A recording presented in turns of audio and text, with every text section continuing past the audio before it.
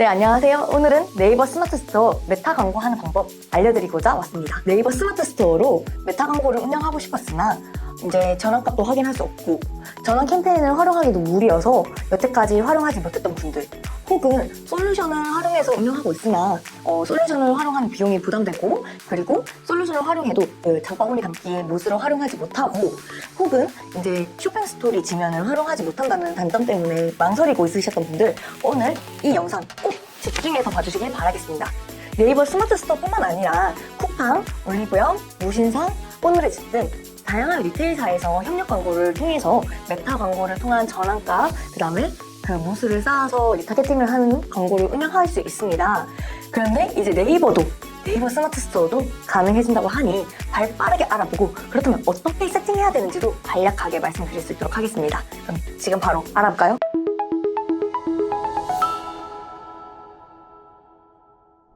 스마트 스토어가 있으신 분들이라면 우선 신청을 통해서 카탈로그를 부여받아야 합니다. 여태까지 자사몰로 운영하고 있던 메타 계정이 있는데 거기에 부여받는 걸까요? 아닙니다. 새로운 광고 계정을 만들어 주셔야 합니다. 새로운 광고 계정을 통해서 그 카탈로그를 부여받은 후 그 카탈로그를 통한 광고에 대한 모수가 쌓이고 리타겟팅을 활용할 수 있게 됩니다. 지금 여기 보시다시피 새로운 그 비즈니스 설정에서 새 광고 계정 만들기를 통해서 여기 광고 계정을 만든 후에 저희 액세스 할당까지 추가를 해주시면 이제 카탈로그를 부여받을 수 있는 조건이 성립이 된 건데요. 카탈로그를 부여받게 되면 보통 이제 저한테 메일이 오거나 알림이 오게 됩니다. 그럼 광고 계정단에서 보통 알림 많이 오는데, 여기 이 알림단에서 카탈로그가 부여됐다는 것을 확인받게 되면 협력센터 내에서 이 파트너가 제대로 할당이 됐는지 확인을 할 수 있습니다. 근데 이 부분에서 조금 어려워하시는 분들이 있어요.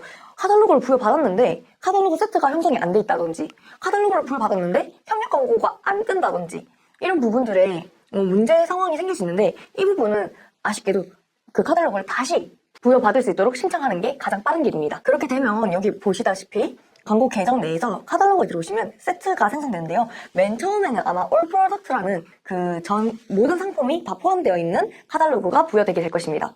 근데 나는 이제 몇 개의 종류만 활용해서 광고를 운영하고 싶다라고 하시는 경우에는 수동으로 따로 이렇게 테스트처럼 제품을 선택해서 새로운 세트를 만들어 주셔도 됩니다.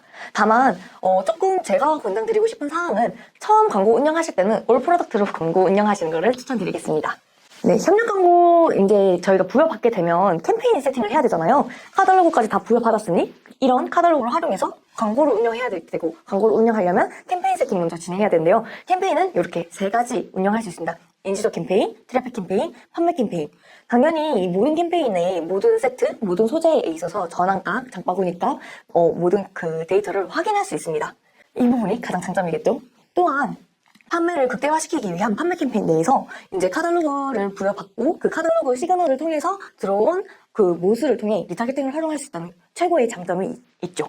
지금 보시면 이제 캠페인까지 설정을 했으면 저희 광고 세트, 즉 그룹을 세팅해야겠죠. 그룹을 들어가시게 되면 여기 원래는 소스 어슴이라고 뜰 거예요. 전환 이벤트 위단에 보시면 전환에 거기에 카탈로그 세그먼트라고 이제 확인 버튼 눌러주셔야 되고요. 여기서 이제 카탈로그를 부여받게 되면 타겟을 내가 잠재 고객으로 타겟을 설정할 건지, 그 다음에 리타겟팅으로 설정할 건지를 정할 수 있습니다. 잠재 고객은 말 그대로 신규 타겟팅을 노리는 거고, 리타겟팅은 말 그대로 이제 이 카탈로그를 통해서 이제 저희 상품을 봤던 사람들이라든지 아니면 이 상품을 장바구니에 담은 사람들을 모수로 삼아서 리타겟팅 광고를 운영할 수 있습니다. 이 부분 나중에 세팅하면서 직접 보여드리겠습니다. 자, 세팅도 다 했고 이제 라이브도 시켰는데 구매 안 지키는데요? 장바구니 안 지키는데요? 라고 말씀 주시는 분들이 계세요. 대부분 그런 경우에는 그 데이터 값, 열의 설정을 잘못하신 경우들이 많더라고요. 보통 다사몰 광고를 하실 때는 구매 혹은 장바구니 담기 이런 지표로 보셨을 텐데, 협력 광고 같은 경우는 그 지표로 보시면 안 됩니다. 협력 광고는 공유받은 전환값, 공유받은 구매, 공유받은 장바구니 담기 요 지표로 확인을 해주셔야 정확히 데이터를 파악할 수 있습니다. 간단한 설명은 이렇게 끝내겠고요. 직접 세팅하면서 더 정확하게 설명드리겠습니다. 저희가 우선 카탈로그를 부여받았다면 이제 캠페인을 설정해야 되는데요. 캠페인에 오게 되면 이렇게 협력 광고가 설정될 수 있는 칸이 세게 됩니다. 당연히 협력 광고 라이브를 시켜야겠죠. 그리고 아까 전에 말씀드렸다시피 인지도, 트래픽, 판매 캠페인 설정 가능합니다. 대부분 판매 캠페인을 위한 목적으로 협력 광고를 많이 운영하기 때문에 저 또한 판매 캠페인을 세팅하는 모습 보여드리겠습니다. 캠페인 이름은 오늘 날짜로 해볼까요? 네, 날짜로 이제 상품명, 그다음에 전환 캠페인 이걸 쓰겠죠. 그리고 저 같은 경우에는 앞에 저희가 스마트 스토어 협력 광고라고 했을 경우에는 이런 부분을 잘 확인해주기 위해서 스마트 스토어라는 그 명칭을 좀 표기해주게 됩니다. 그 다음에 협력 광고 라이브 시켜서 이제 운영하게 됩니다. 이 부분 꼭 체크 부탁드리겠습니다. 그리고 또 중요한 부분이 카탈로그 판매 홍보에서 지금 해제되어 있잖아요. 이 부분 꼭 라이브 시켜주셔야 됩니다. 라이브 하고요. 그 다음에 캠페인 세팅이 다 됐다면 다음 광고 세트 세팅을 해야겠네요. 저는 보통 어떤 타겟을 활용하느냐에 따라서 광고 세트명을 달리하고 있습니다. 그래서 예를 들어 상품명 잠재 고객인데 여성 2053 20세에서 54세까지만 노출시키겠다 이런 느낌으로 세팅을 하시면 될 거고, 저희는 전환 캠페인을 활용했기 때문에 전환 극대화로 세팅을 하겠습니다. 그리고 여기에 지금 홍보된 제품은 맨 처음에 그 부여받았던 올 프로덕트라는 카탈로그로 광고를 하겠다라는 거고, 세트 만들기를 통해서 새로운 세트로 광고를 운영할 수 있으나 그 판매 캠페인은 이게 가능하지만 인지도 캠페인이랑 트래픽 캠페인은 조금 어려울 수 있는 점 참고 부탁드리겠습니다. 참고로 중요한 게 제가 꼭 말씀드리는데 협력 광고는 일반 자사몰 광고와는 조금 다른 점이 있습니다. 보통 일반 자사몰 광고는 저런 이벤트를 구매로 많이 하실 거예요. 이렇게 했을 때 실제로 구매가 더 많이 일어날 거고요. 다만 협력 광고 같은 경우에는 저는 처음에 세팅할 때는 구매로 세팅하기보다는 장바구니 닫기로 세팅하는 것을 권장드리겠습니다.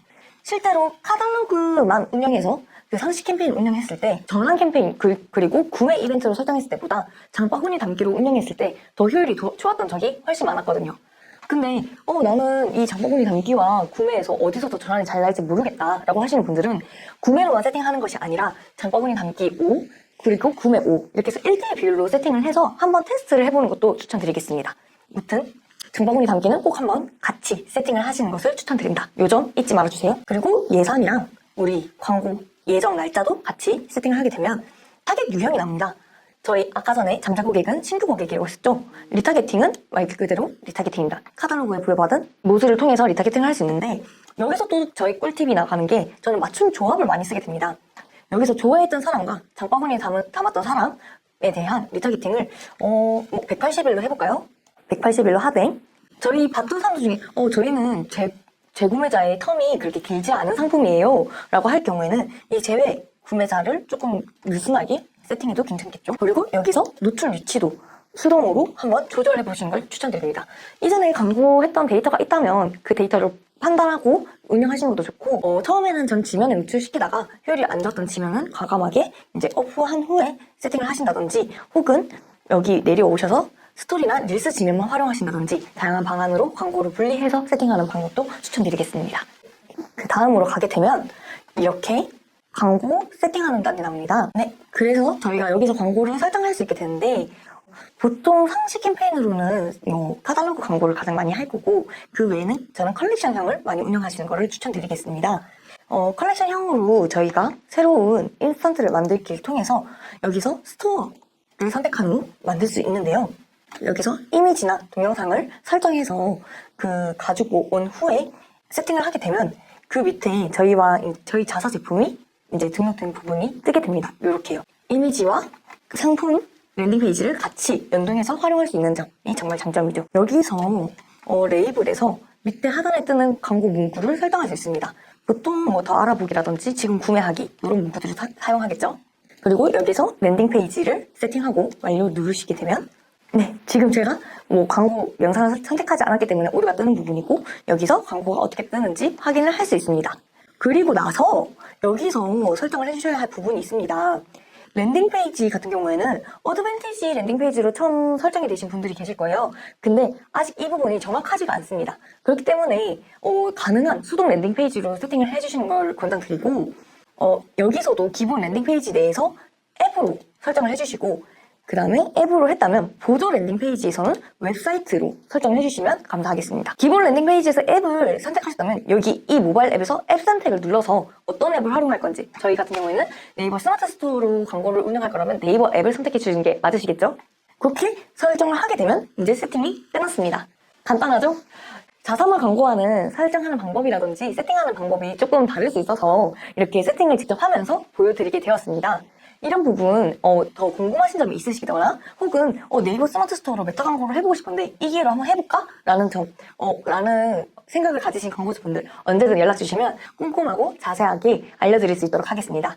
네, 그럼 오늘은 이렇게 협력 광고, 네이버 스마트 스토어로 메타 광고를 운영할 수 있는 방안 같이 전달드리면서 마치도록 하겠습니다. 감사합니다.